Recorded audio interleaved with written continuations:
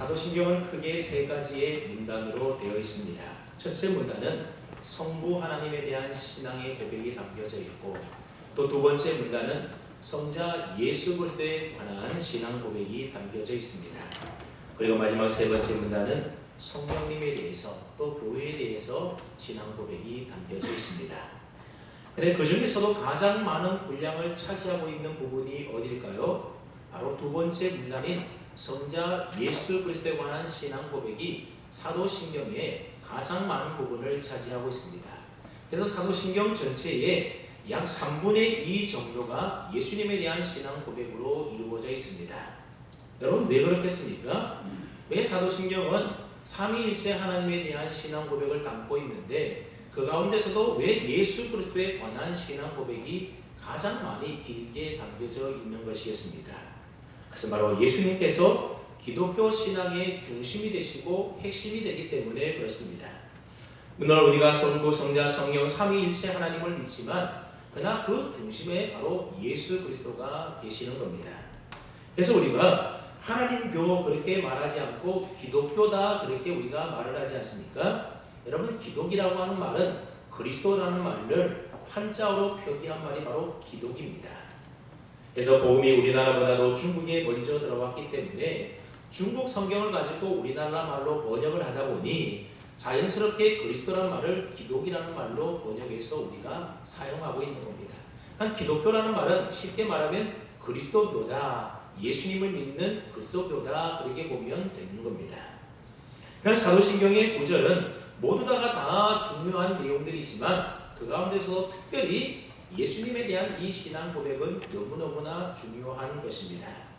그래서 두 번째 문단인 예수 그리스도에 관한 신앙 고백은 나는 그의 유일하신 아들 우리 주 예수 그리스도를 믿습니다로부터 시작해서 거기로부터 살아있는 자와 죽은 자를 심판하러 오십니다까지가 바로 예수 그리스도에 관한 신앙 고백으로 되어 있습니다.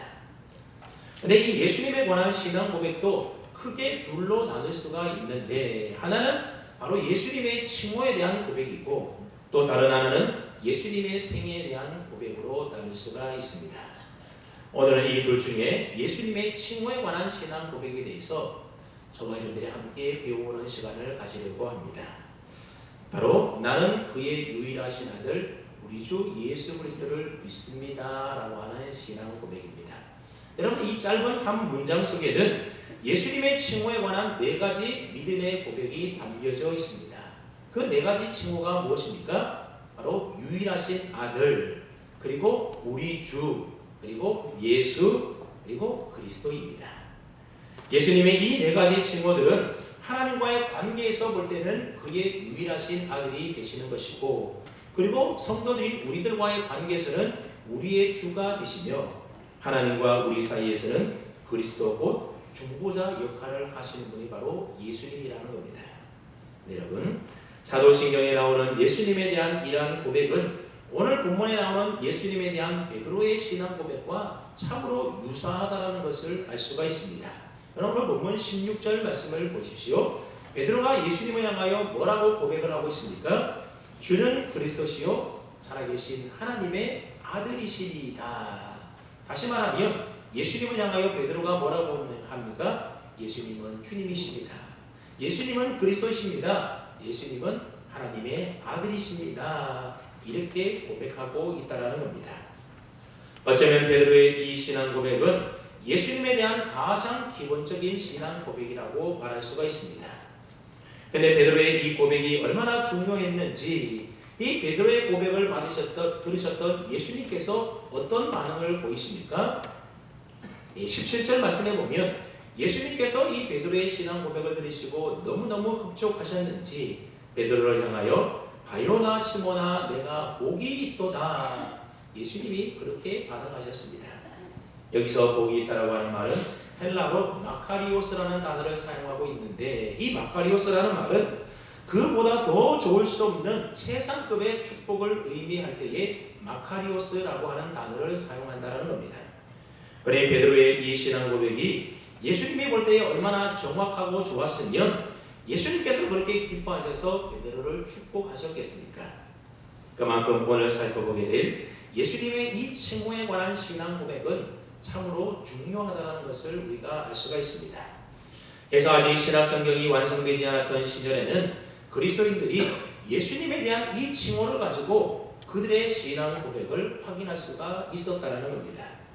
그때 예수님에 대한 믿음의 고백을 초대교회 성도들은 마치 암호처럼 상징으로 사용을 했었는데 그것이 뭔가 하면 우리가 잘 알고 있는 것처럼 물고기입니다. 그래서 초대교회 시대 때의 발굴 유적들을 보게 되면 유난히 물고기 형상의 그림들이 참 많이 발견됩니다.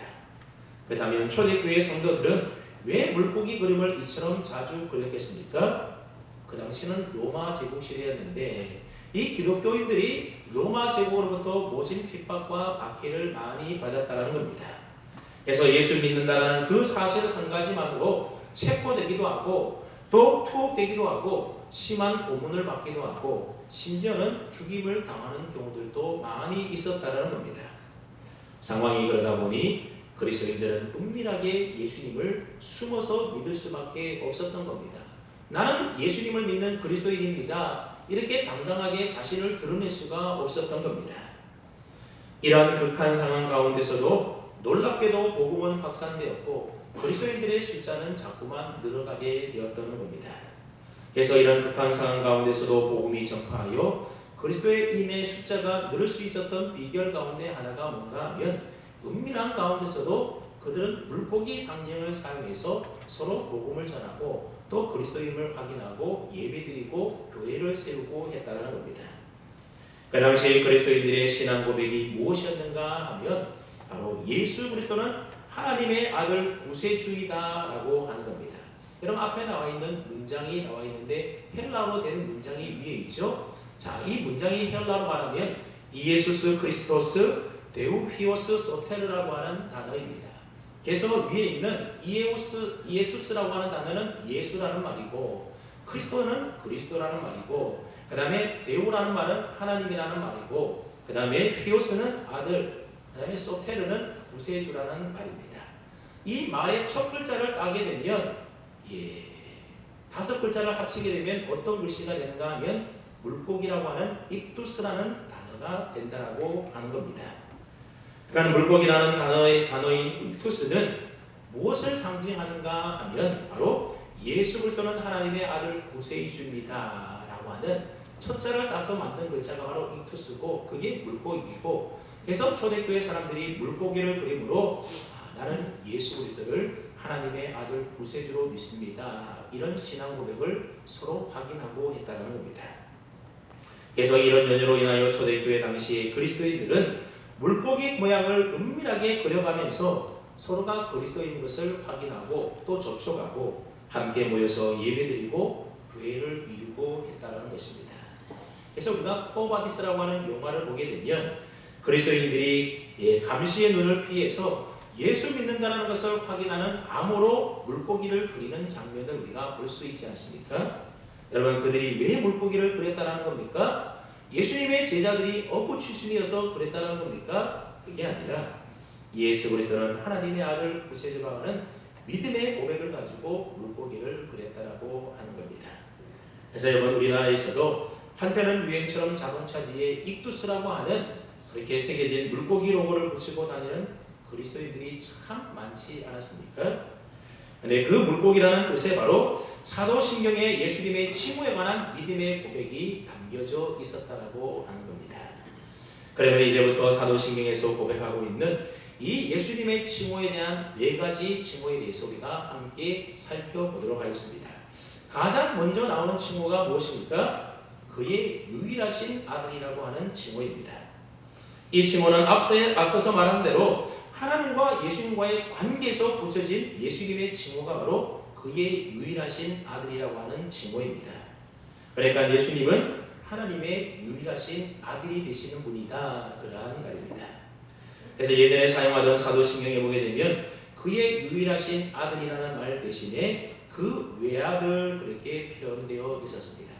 그러다 보니 이 외아들이라고 하는 말에는 오해의 또 요지가 많이 있었습니다.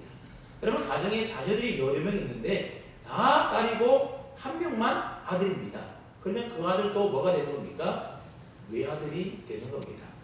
예수님은 하나님의 딸들도 있는데 그 중에 외아들이다 이런 의미로 될 수가 있기 때문에 그래서 사도신경을 번역하면서 그의 유일하신 아들이다 그렇게 새롭게 번역을 했던 겁니다. 그래서 외아들 하면 얼른 생각하기에 하나님은 참 복도 없으시다. 어떻게 아들이 하나뿐인가 그렇게 생각할 수도 있다라는 겁니다. 예수 믿는 우리도 많고 예수 믿지 않는 사람들이 그렇게 생각한다는 겁니다. 실제로 그래서 이슬람 교도들이 기독교를 비판할 때에 이렇게 말한다는 겁니다. 만약 하나님에게 아들이 있다라고 한다면 그럼 도대체 하나님의 아내는 누구냐 이런 식으로 조롱을 한다는 겁니다. 그렇기 때문에 예수님이 하나님의 아들에 관한 기독교인들의 주장은 다 엉터리다. 그들은 그렇게 이야기를 합니다. 여러분 이런 오해가 생기는 것은 이 외아들이라고 하는 말을 생리적인 부부관계에서 태어난 독자로 생각하기 때문에 그렇습니다. 여러분 성경에 나오는 독생자라고 하는 말 그리고 외아들이라고 하는 말 유일하신 아들이라고 하는 말의 표현은 어떤 말인가 하면 아들이 하나다 그런 의미보다는 유일성, 독특성을 뜻하는 의미의 말이라는 사실을 우리가 주목해야 됩니다. 쉽게 얘기하면 예수님은 하나님과 아주 독특한 관계를 가지고 계시는 분이다. 그런 의미의 말이 바로 외아들, 독생자 이런 뜻을 가지고 있습니다. 그 다음에 예수님은 어떤 면에 있어서 하나님과의 관계가 독특하다는 것입니까? 그것은 바로 예수님은 삼위일체 관계에 있어서 하나님과의 관계가 독특하다는 겁니다. 다시 말하면 삼위일체로 볼 때에 예수님은 성자로서 하나님의 아들이시지만 동시에 하나님은 한 하나님이기 때문에 예수님은 동시에 뭐가 된다는 겁니까? 하나님이 되신다는 겁니다. 즉 예수님은 하나님의 아들로서 하나님과 구별되지만 동시에 하나님과 같은 본질을 가지고 계신 한 하나님이라고 하는 사실입니다. 그래서 예수님은 하나님과 의지와 행동과 본질에 있어서 일치가 되는 분이십니다. 그런 점에서 예수님은 누구와도 비교할 수 없는 유일한 하나님의 아들이 계신다는 겁니다.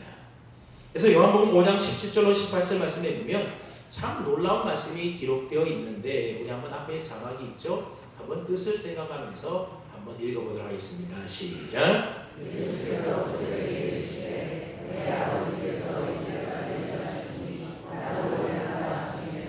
유대인들이 이로 말미암아 더욱 예수를 죽이고자 하니 이는 안식일을 범할 뿐만 아니라 하나님을 자기의 친아버지라 하여 자기를 하나님과 동등으로 삼으심이라. 이 부분이 끝에 봤더니 예수님께서 하나님을 자기의 친아버지라 그렇게 했다는 겁니다. 그랬더니 유대인들이 이것을 어떻게 말했는가 하면 자기를 하나님과 동등으로 삼으셨다 그렇게 생각했다는 겁니다. 다시 말하면 예수님이 하나님을 가리켜서 아버지라 그렇게 부를 때에 유대인들은 뭐라고 이해했다는 겁니까? 예수님이 하나님과 동등하다라는 의미로 알아들었다라고 하는 겁니다. 그러니까 하나님의 아들이라고 하는 이 말 속에는 하나님과 동등하다 이런 의미가 담겨져 있다는 것을 이 말을 통해서 우리가 알 수가 있는 겁니다. 그래서 하나님은 늘 자신이 하나님의 아들 되심에 대하여 말씀하셨던 겁니다. 다시 말하면 예수님은 곧 하나님의 아들이시지만 어떻다는 겁니까? 하나님과 동등한 분이다라는 것을 나타내셨습니다. 그래서 예수님께서는 자신을 본 자는 곧 누구를 본 것과 똑같다고 말했습니까? 아버지를, 하나님을 본 것과 똑같다라는 겁니다. 다시 말하면 예수님이 하나님과 자신을 동일하게 여기고 있다라는 겁니다. 그 다음에 여러분 예수님과 하나님과의 이 독특한 관계는 왜 그렇게 중요하겠습니까? 그것은 바로 예수님을 믿지 않는 비기독교인들도 우리는 예수님을 믿지 않지만 우리는 하나님을 믿는다 그렇게 주장할 수가 있다는 겁니다. 예를 들면 여러분 유대인들은 예수님을 믿지 않지만 구약 성경에 나와 있는 하나님을 믿지 않습니까? 그리고 사이비 이단에 해당되는 사람들도 예수님을 자신의 구세주로 믿지는 않지만 하나님을 믿는 경우들이 많이 있습니다. 그러면 그들도 우리는 하나님을 믿는다 그렇게 주장을 한다는 겁니다. 하지만 그 사람들이 말하는 하나님이 정말로 우리가 믿는 여호와 하나님과 일치되는가의 여부는 누구와 관련이 되어 있다는 겁니까? 바로 예수 그리스도를 믿느냐, 예수 그리스도를 어떻게 이해하느냐에 따라서 다르다라고 하는 것입니다. 여러분, 죄인된 우리 인간은 스스로 하나님을 알 수도 없고 볼 수도 없습니다. 그래서 하나님의 아들이신 예수님이 이 세상에 오셔서 그 예수님을 통하여 우리는 하나님을 알게 되었고 예수님을 통하여 하나님을 볼 수가 있게 되었습니다. 그러므로 우리 인간은 오직 예수님을 통해서만 참 하나님을 만날 수가 있는 겁니다. 그래서 요한복음 14장 6절에 보게 되면 내가 곧 길이요 진리요 생명이니 나로 말미암지 않고는 아버지께로 올 자가 있다 없다 아무도 없다는 겁니다. 예수님을 통해서만 오직 하나님께로 나아가고 하나님 아버지를 제대로 알 수가 있다는 겁니다. 또한 사도행전 4장 12절 말씀에 보면 다른 이로서는 구원을 받을 수 없나니 천하 사람 중에 구원을 받을 만한 다른 이름을 우리에게 주신 일이 있습니까? 없습니까? 주신 일이 없다라고 하는 겁니다. 다시 말하면 예수님을 통하지 않으면 하나님을 만날 수도 없고 구원을 받을 수도 없고 천국에 들어갈 수도 없다라는 겁니다. 다른 데는 구원이 없다라는 겁니다. 오직 하나님께서는 우리가 하나님을 제대로 알려면 예수 그리스도를 이 땅에 보내주시고 예수님을 대신 십자가에 달려 죽게 하시고 그 예수님을 통하여 구원의 역사를 이루게 하시는 그 하나님을 우리가 제대로 알아야만 예수님을 통해서만 그 하나님 우리가 바로 알고 바로 믿고 섬길 수가 있다는 겁니다. 그러니 예수님을 믿지 않고 나는 하나님을 믿는다라고 하는 것은 사실 그들이 믿는 하나님과 우리가 믿는 하나님은 실질적으로 다른 하나님일 수가 있는 것입니다. 오늘날 종교다원주의 운운하면서 기독교를 여러 종교 가운데 하나로 오해하는 경향이 있고 꼭 기독교가 아니더라도 다른 종교를 통하여 구원을 얻을 수 있다 그렇게 주장하는 사람들이 있는데 여러분 어린 암푸러치도 없는 이야기입니다. 그럴 수는 없는 것입니다. 우리에게 아버지가 하나인 것처럼 여러분들 가운데 아버지가 둘인 사람이 있습니까? 여러분을 낳아준 부모는 엄마도 그렇고 아빠도 그렇고 한 분밖에 없는 겁니다. 마찬가지로 하나님도 한 분이시고 하나님 앞에 나아가는 길도 유일하신 하나님의 아들이신 예수 그리스도밖에 없다는 사실을 우리 모두가 분명히 명심해야 하는 겁니다. 그런 의미에서 예수님은 하나님의 유일하신 아들이 되신다. 그렇게 우리가 사도신경을 통하여 믿음으로 고백하는 겁니다. 그럼 예수님의 두 번째 신고는 무엇입니까? 바로 예수라고 하는 이름입니다. 여러분, 예수라고 하는 이름은 신구약 성경에 유일하게 그리스도 예수께만 붙여진 이름이 아니었다는 겁니다. 이 유대 세계에서는 예수라는 이름이 아주 흔한 이름 가운데 하나였습니다. 대표적인 사람이 누구인가 하면 여러분 모세 다음에 이스라엘 백성들을 가나안으로 인도했던 사람이 누구입니까? 누구죠? 대답을 못하면 안 되는데요. 자, 누군가면 바로 여호수아입니다. 그리고 음탕한 아내를 끝까지 사랑했던 선지자가 있는데 그 선지자가 누구입니까? 호세아 선지자입니다. 그리고 유다 백성들이 바벨론에서 포로 생활을 마치고 고국으로 돌아올 때 1차 귀환할 때에 대제사장이었던 사람이 바로 예수아라고 하는 사람이 있습니다. 여기 보십시오. 여호수아, 호세아, 예수아 이런 사람들은 이름의 뜻이 다 똑같은데 여호와는 구원이시다, 여호와는 구원자이시다 이런 구원자라고 하는 뜻을 가지고 있습니다. 근데 이런 이름들을 헬라어로 표기하게 되면 그 이름이 뭐가 되는가 하면 바로 예수가 된다는 겁니다. 보통 유대인들은 아버지가 자식에게 그 소원하는 바대로 이름을 붙여주게 됩니다. 근데 여러분 예수님의 이름은 누가 붙여줬습니까? 육신의 아버지 요셉이 붙여진 것이 아니라 마태복음 1장 21절 말씀에 보면 아들을 낳으리니 이름을 예수라 하라. 이는 그가 자기 백성을 그들의 죄에서 구원할 자이시니라. 그렇게 말씀하고 있습니다. 다시 말하면 예수님이 탄생하실 즈음에 마리아의 약혼자였던 요셉에게 천사가 전해준 그 말이지 않습니까? 여러분 왜 천사가 마리아에게서 태어날 이 아이의 이름을 예수라고 이름을 지어준 것이겠습니까? 그것은 장차 예수님께서 모든 인류의 죄를 위하여 속죄의 제물이 되어서 십자가에서 죽으시고 죄와 사망에서 구원하실 분이기 때문에 이 구원자라고 하는 뜻을 가지고 있는 예수라는 이름을 미리 지어주었다라고 하는 겁니다. 그러니까 예수라고 하는 이름만 보더라도 예수님이 이 세상에 오셔서 오신 목적과 하신 일이 무엇이라는 것을 알 수가 있다는 겁니다. 여러분, 예수님께서 왜 이 세상에 오셨고 이 세상에 오셔서 무엇을 하신 것입니까? 인류를 죄에서 구원하시기 위한 구세주로 이 세상에 오셨고, 그리고 그 일을 위하여 예수님이 친히 십자가에 달려 죽기까지 하셨다는 겁니다.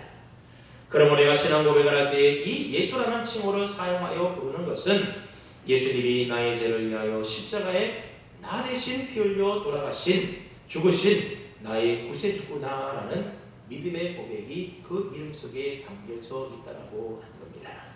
그리고 예수님의 세 번째 칭호는 바로 그리스도라고 하는 칭호가 있습니다. 여러분, 예수가 이름이라고 한다면 그리스도는 바로 예수님이 맡으셨던 직책, 직분을 의미한다고 볼 수가 있습니다. 여러분, 백문은 목사라고 할 때에 백문음은 이름이 되는 것이고 뒤에 달려있는 목사는 뭡니까? 바로 직함이 되는 겁니다. 그러니까 이 예수 그리스도 할 때 이 그리스도라고 하는 말은 바로 예수님의 직책에 관한 말인 것입니다. 여러분, 신약 성경은 헬라어로 되어 있는데 헬라어로 된 신약 성경에는 그리스도라고 되어 있지만 이 말이 히브리어로 되어 있는 구약 성경에는 뭐로 되어 있는가 하면 바로 메시아로 되어 있다는 겁니다.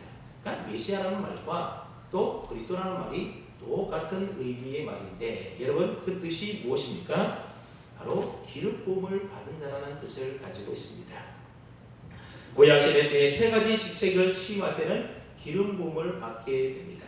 이 세 가지 직책이 뭔가 하면 바로 선지자와 제사장과 왕입니다. 그런데 예수님께서 기름 부음을 받으신 그리스도가 되셨다라고 하는 말은 뭔가 하면 예수님은 이 세상에 오셔서 이 세 가지의 직책을 가지셨다. 즉 예수님은 선지자이시고 제사장이시고 우리의 왕이시다라는 이 세 가지 직책을 갖고 계셨다는 겁니다. 그래서 이 세 가지를 가리켜서 예수님의 삼중 직분이다 그렇게 말을 하기도 합니다. 먼저 예수님은 하나님의 선지자로 우리에게 오셨다는 겁니다. 여러분, 선지자가 누구입니까? 선지자가 무엇하는 사람이 선지자입니까? 선지자라고 하는 것은 하나님의 계시, 즉 하나님의 말씀을 받아서 그 하나님을 대신하여 그 말씀을 백성들에게 전하는 사람, 그 사람이 바로 선지자인 것입니다. 예수님께서는 자신의 삶과 가르침을 통해서 하나님 나라의 비밀과 또 인류를 구속하기 위한 하나님의 경륜과 뜻을 온전하게 제자들과 무리들에게 다 가르쳐 주시고 계시해 주셨다는 겁니다. 그래서 히브리서 1장 1절로 2절 말씀해 보게 되면 이런 말이 있습니다. 옛적에는 선지자를 통하여 말씀하셨던 하나님이, 다시 말하면 구약시대 때는 예수님이 누구를 통하여 말씀했다는 겁니까? 선지자를 통하여 말씀하셨다는 겁니다. 그런데 마지막 날에는 신약시대 때에는 아들을 통하여, 이 아들이 누구입니까? 바로 예수님입니다. 예수님을 통해서 말씀하셨다 그렇게 이야기하고 있습니다. 그러니까 구약시대 때에 선지자를 통하여 말씀하신 말씀이 신약시대 때 와서는 예수님을 통하여 말씀하셨다는 겁니다. 그러니까 예수님이 뭐가 되셨다는 겁니까? 신약시대 때의 선지자 역할을 하셨다는 겁니다. 그리고 예수님의 가르침과 그의 삶을 통하여 드러난 계시는 성령님의 감동과 영감을 통하여 성경으로 기록되어 있습니다. 그래서 우리가 성경에 보면 예수님이 하셨던 말씀, 예수님이 행하셨던 행적들이 많이 성경에 기록되어 있지 않습니까? 이제 더 이상 선지자가 오지 않는 것은 바로 예수 그리스도께서 우리의 완전하신 선지자가 되셨기 때문에 더 이상 선지자가 우리에게 올 필요가 없는 것입니다. 이처럼 예수님은 우리에게 오셔서 그리스도로 선지자가 되셨다는 겁니다. 또한 예수님은 이 세상에 오셔서 대제사장으로서의 직분을 감당하셨다는 겁니다. 여러분, 제사장들은 무엇하는 사람들입니까? 제사장들은 백성들의 죄를 가지고 하나님 앞에 나아가는 백성들의 대리자, 중보자가 바로 제사장입니다. 그래서 구약 성경에 보게 되면 사람이 죄를 짓게 되면 속죄 제물을 가지고 제사장 앞으로 나아가게 됩니다. 그러면 제사장이 그 사람을 대신하여 희생 제사를 드리게 되고, 그러면 그 사람의 죄가 용서받게 되는 겁니다. 마찬가지로 예수님께서는 우리의 대제사장이 되셔서 당신의 생명을 우리의 죄를 위한 대속의 희생 제물로 단번에 드리시게 됩니다. 그래서 우리를 향하신 하나님의 공의를 만족시키시고, 그래서 우리가 의롭다 칭함을 받게 된 것이고, 우리의 모든 죄가 사함을 받고 용서함을 받고 구원과 생명을 얻게 된 것입니다.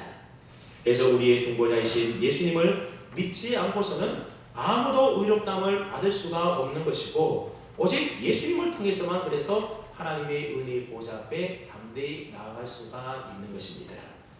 예수님은 지금도 하나님 우편에서 우리를 위하여 중보하시는 이 제사장 역할을 지금도 감당하고 있다는 겁니다.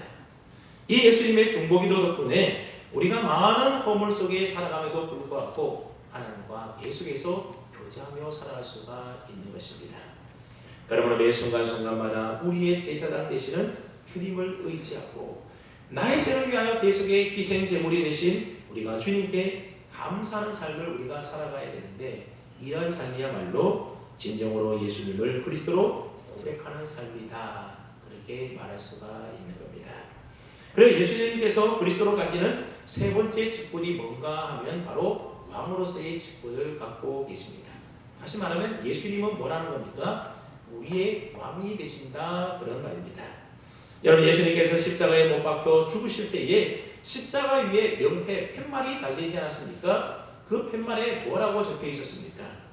이는 유대인의 왕 예수라고 적혀 있습니다. 다시 말하면 예수님이 유대인의 왕이라는 겁니다. 이런 행악자들이 조롱하기 위해서 붙인 팻말이긴 하지만 그러나 하나님은 이 팻말을 통해서 예수님께서 왕이 되심을 우리에게 분명히 보여주셨다고 하는 것입니다. 예수님께서는 동방박사들을 통해서도 또 나다나엘이 예수님을 이스라엘의 임금이라고 고백하게 하셨고 친히 예수님께서도 빌라도 앞에서 자신이 왕이심을 고백했던 겁니다. 여러분 왕은 나라를 통치하지 않습니까? 그렇다면 그리스도가 다스리는 나라는 어떤 나라입니까? 예수님께서 십자가에 달리셨을 때에 한 강도가 예수님에게 강구하는데 당신의 나라가 임할 때에 누구의 나라가요? 예수님의 나라가 임할 때에 나를 생각해 달라고 나를 기억해 달라고 그렇게 요청을 합니다. 그런데 예수님께서 그 강도를 향하여 뭐라고 말씀합니까? 오늘 내가 나와 함께 낙원에 있으리라 그렇게 말씀합니다. 그러니까 여러분 그리스도의 나라가 있음을 우리가 알 수가 있다는 겁니다. 그래서 골로새서 1장 13절 말씀해 보게 되면 우리 앞에 있는 자막이죠. 골로새서 1장 13절을 함께 읽어봅니다. 시작.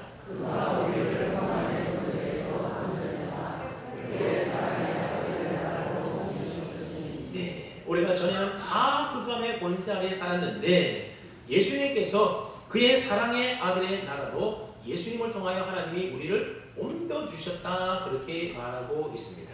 우리의 소속이 달라지게 되었다는 겁니다. 나라가 달라지게 되었다는 겁니다.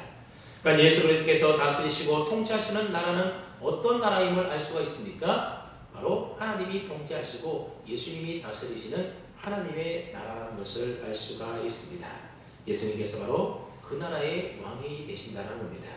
그렇기 때문에 예수님은 온 교회의 머리가 되셔서 우리 성도들을 다스리시고 보호하시고 통치하시는 우리의 왕이 되시는 분이라고 하는 겁니다. 뿐만 아니라 장차 온 세상을 심판하신 영광의 왕으로 오셔서 만국을 다스리게 될 것입니다. 그럼 우리가 예수님을 그리스도로 고백한다고 하는 것은 예수님을 우리 삶의 왕으로 모시는 것을 의미하는 겁니다. 여러분 우리가 예수님을 우리 삶의 왕으로 모시고 살기 위해서는 어떻게 해야 됩니까? 내 마음의 보좌, 내 마음의 왕자에 내가 앉아 있으면 안 되고 누가 앉아 있어야 됩니까? 예수님이 앉아 계셔야 됩니다. 예수님이 앉아 계신다라고 하는 것은 내 생각, 내 뜻, 내 마음대로 사는 것이 아니라 오직 예수님을 왕으로 모시고 그 왕 대신 예수님의 말씀에 뜻대로 순종하여 살아가는 것을 의미하는 것입니다. 그러므로 우리가 내 마음의 보좌를 예수님 앞에 내어드리고 내 모든 삶과 순간과 선택의 기회에서 우리는 누구의 통치를 받아야 된다는 겁니까? 바로 그리스도의 통치를 받으며 살아가야 된다는 겁니다. 이처럼 예수님이 우리의 왕이시라고 하는 이 고백은 예수님의 마지막 칭호인 우리 주님이라고 하는 고백과 거의 동일한 고백이라고 하는 것입니다. 그래서 이제 마지막으로 사도신경에 나오는 예수님의 네 번째 칭호인 우리 주님에 대해서 우리가 함께 살펴보도록 하겠습니다. 여러분 우리말 사도신경에 보게 되면 우리 주라고 하는 칭호가 예수 그리스도라는 칭호 앞에 나오지만 그러나 라틴어로 된 사도신경의 원본에 보게 되면 우리 주라고 하는 고백이 제일 뒤에 나온다는 겁니다. 다시 말하면 하나님의 유일하신 아들 예수 그리스도가 바로 우리 주라고 하는 고백이 된다는 겁니다. 여러분, 예수님의 칭호 가운데 우리 주라고 하는 칭호는 예수님과 나와의 개인적인 관계성을 나타내주는 칭호가 바로 나의 주님이라고 하는 말입니다. 다시 말하면 예수님이 나에게 무엇이 된다는 겁니까? 나의 주인이 되시는 분이다, 그런 말입니다. 여러분, 주라고 하는 말은 헬라어로 키오스라는 말을 사용하는데 이 말은 일반적으로 볼 때에 윗사람이나 지위가 높은 상전을 높여 부르는 칭호가 바로 퀴리오스입니다. 그래서 로마 황제를 지칭할 때도 이 퀴리오스라고 하는 단어를 사용했다는 겁니다. 근데 이 칭호를 예수님에게 사용할 때는 단순한 존칭의 의미를 넘어서서 예수님이 하나님이실 뿐만 아니라 내 인생의 주인과 소유주가 되심을 고백하는 칭호가 바로 예수님을 나의 주라고 고백하는 것입니다. 즉 예수님은 하나님처럼 우리의 경배를 받으시기에 합당한 분이시고 우리는 그분의 뜻대로 순종하며 살아야 되는 그분의 종이며 그분의 노예이며 그분의 아들에 해당된다라고 하는 겁니다. 그러니까 우리가 예수님을 주라고 주님이라고 부르는 것은 예수님이 내 생명의 주인이시고 내 삶의 주인이시며 내 삶과 내 모든 수의 통치권이 누구에게 있다고 고백하는 것입니까? 내게 있는 것이 아니라 바로 예수님에게 있습니다 라는 고백을 하는 것입니다. 그러므로 나의 시간과 나의 소유와 나의 자식과 나의 생명 모든 것까지도 다 내 것이 아니고 누구의 것이라는 겁니까? 주님의 것, 주님의 소유라고 하는 것입니다. 나는 단지 그 모든 것들을 그저 일정 기간 동안 관리하는 청지기에 불과하다는 겁니다.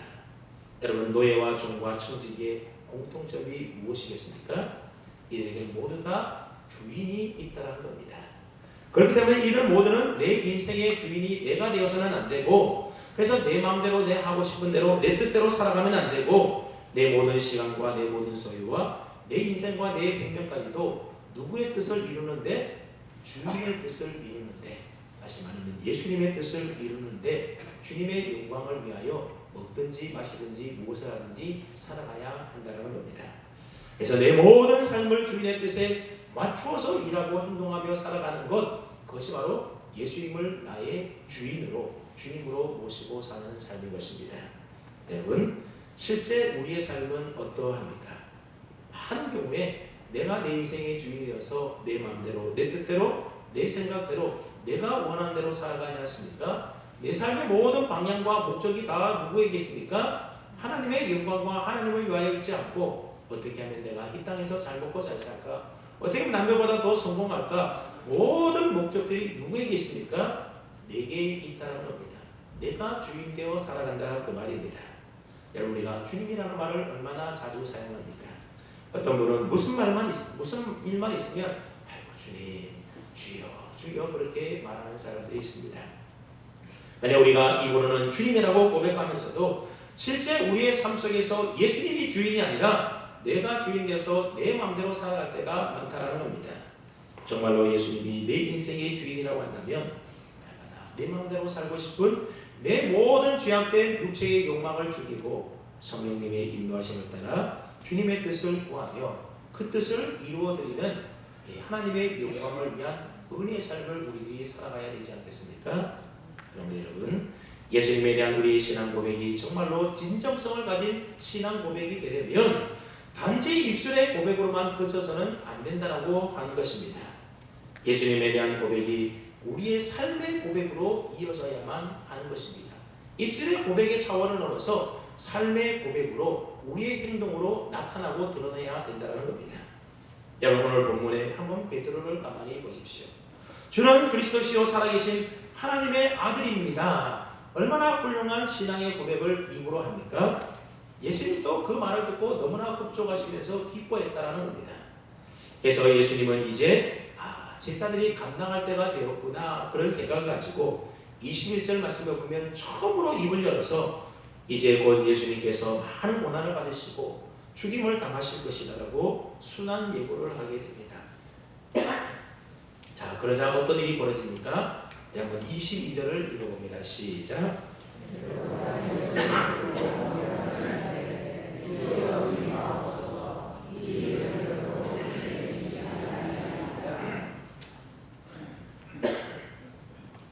여러분, 베드로는 예수님께서 예루살렘에 올라가셔서 많은 고난을 당하시고 십자가에 달려 죽게 될 것이다, 그런 순환 예고를 했을 때에 어떻게 반응했다는 겁니까? 베드로는 예수님의 그 순환 예고를 듣고 예수님에게 항변했다는 겁니다.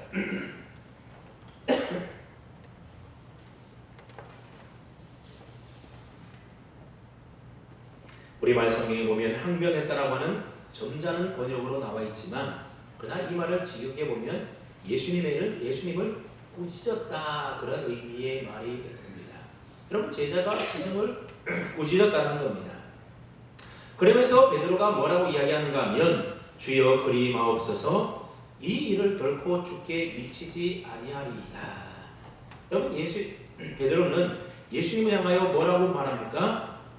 주여, 주님이라고 이렇게 말을 하면서도 지금 누구의 생각과 누구의 뜻대로 되기를 원하고 있습니까? 예수님의 뜻이 아니라 자기의 생각과 자기의 뜻대로 되기를 원하고 있습니다. 여러분, 예수님의 뜻은 무엇입니까?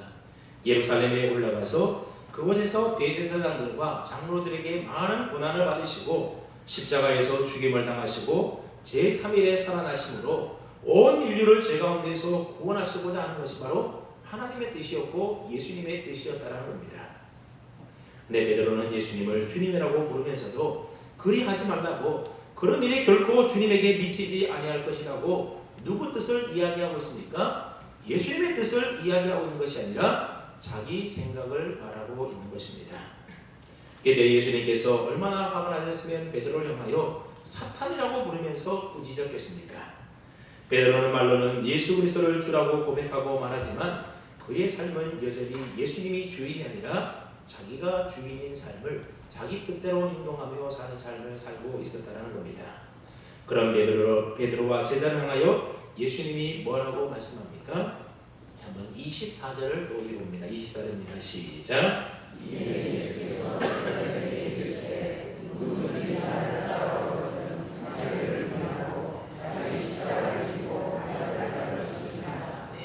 예수님을 향한 신앙 고백이 참되고 진실한 고백이라고 한다면 그의 합당한 모습이 우리의 삶 가운데 나타나야 된다는 겁니다. 여러분, 신앙 고백에 합당한 삶의 모습이라는 것이 어떤 모습이라는 겁니까? 예수님이 두 가지를 얘기하고 있는데, 하나는 자기를 부인하는 삶을 살아가는 것이고 다른 하나는 자기 십자가를 지는 삶을 살라라고 하는 겁니다. 이렇게 사는 것이 바로 우리 입술로만 신앙 고백하는 삶이 아니라 우리의 삶으로 신앙 고백을 하는 삶이라고 하는 겁니다. 그다음에 여러분, 자기를 부인하는 삶을 산다는 것은 어떻게 사는 것을 말합니까? 자기를 부인한다고 하는 것은 육체의 본성, 즉 예수 믿기 이전에 내 마음을 지배했던 죄악된 옛 성품을 거부하고 살아가는 것을 의미하는 겁니다. 우리가 예수 믿고 그리스도인이 되게 되면 우리 안에 여전히 죄의 본성이 남아 있어서 우리 안에 예수 믿고 들어오게 된 내주하시는 성령님과의 사이에 영적인 싸움이 일어나게 된다는 겁니다. 그래서 예수님을 제대로 믿는 사람은 육체와 함께 그 정욕과 탐심을 이미 십자가에 못 박았기 때문에 육체의 소욕이 아닌 성령님을 따라 행하며 살아가야 되는 겁니다.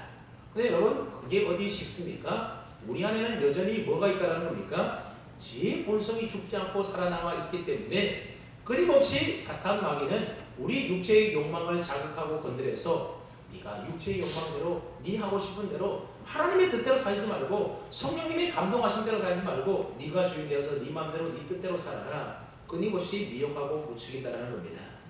그래서 우리는 날마다 육체의 본성을 거부하고 부인하면서 내 안에 내주에 계시는 거룩하신 성령님의 뜻에 따라 순종하며 살아야 되는 것입니다. 그러기 위해서는 나는 날마다 십자가에서 죽어지고 내 안에 계시는 예수님으로 우리가 살아야 되는 겁니다. 그것이 바로 자기를 부인하는 삶이고 예수님을 주인으로 모시고 사는 삶의 모습이라고 하는 겁니다. 이렇게 살아갈 때에 우리의 삶이 바른 신앙 고백이 되는 겁니다. 여러분, 사사시대가 왜 암흑시대였겠습니까? 이스라엘에 왕이 없어서 사람들이 각기 자기 소견에 옳은 대로 행하며 살았기 때문에 그렇습니다. 사사시대는 분명히 하나님이 왕이시고 하나님이 주인 되어서 하나님의 뜻대로 살았어야 함에도 불구하고 사람들은 전부 다 자기 소견에 옳은 대로 자기 멋대로 자기 마음대로 내가 내 인생의 주인 되어서 내 인생의 왕이 되어서 내 마음대로 행하며 살았던 겁니다. 그러다가 결국 멸망하고 말았던 겁니다.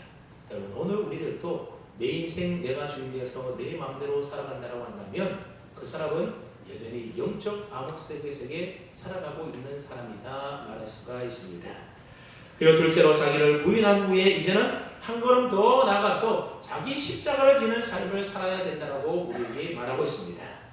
예수님께서는 우리를 대신하여 십자가를 지심으로 우리를 죄와 사망에서 구원해 주셨습니다. 그러므로 구원받은 우리는 주님의 그 은혜에 합당한 삶을 살아가야만 하는 겁니다. 그게 바로 자기 십자가를 지는 삶이라는 겁니다. 그래서 사도 바울은 골로새서 1장 24절에서 이를 가리켜서 그리스도의 남은 고난이다 그렇게 말씀하고 있습니다. 나는 이제 너희를 위하여 받는 괴로움을 기뻐하고 그리스도의 남은 고난을 그리스도의 몸된 교회를 위하여 내 육체에 채우노라. 여러분, 괴로움을 받는 것을 기뻐하는 사람이 어디 있습니까? 고난을 내 육체에 채우기를 기뻐하고 좋아하는 사람이 어디 있겠습니까? 그런데 사도 바울은 그리스도의 남은 고난을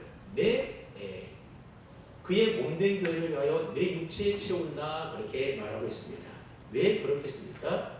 바로 예수님을 위해서라면, 하나님의 영광을 위해서라면, 주님의 몸된 교회를 위해서라면 기꺼이 그 고난까지도 내가 감수하겠다 그런 의미의 말입니다. 여러분, 예수님께서는 십자가에서 우리의 구원을 완성해 주지 않았습니까?